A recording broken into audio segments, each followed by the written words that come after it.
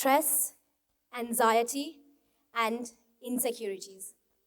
These are all things or emotions we feel as humans, but especially as kids. I don't know whether this is the first time you're hearing about this, although you've heard about this before. But these emotions are things that kids go through, even at least once a day.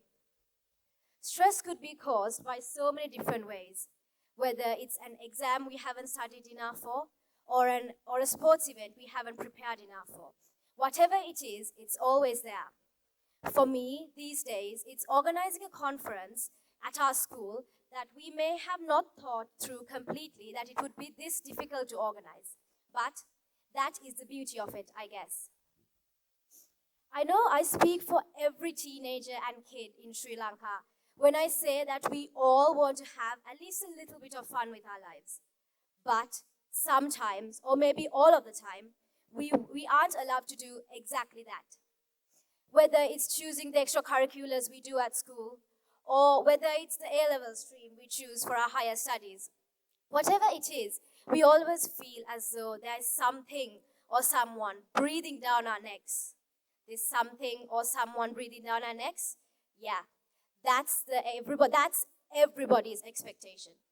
I know everybody can relate to me when I say that no matter in what you do, your parents, your teachers, and your school expects you to outshine literally everyone that's there. Now, this is when the above mentioned stress kicks in. I'm not saying that stress isn't something that everybody goes through in their lives once or twice. What I'm trying to say by standing here is the fact that this stress we feel as 17-year-old teenagers or as a 10-year-old kid when we were writing the scholarship, yeah, this stress, there should be methods in our school and especially in our country to help us reduce this stress. Stress is maybe something that you might not expect to take such a heavy toll on your mental health, but it is one of the many stepping stones to more serious issues. As a student schooling here in Sri Lanka, I feel as though there isn't enough mention of a mental health or the stress we face as kids. In our schools, especially in my school, we're taught how to dress, what to dress, who to talk to, and who to not talk to. But I haven't seen my 12 years of schooling, I have not seen one single mention about mental health or a way to help us with how to deal with that stress. I guess what I'm trying to say is that at least a little attention should be paid to these kinds of things because no matter how disciplined or smart a child is, if he or she no longer has the will to continue on with his or her life, what use will it make in the end?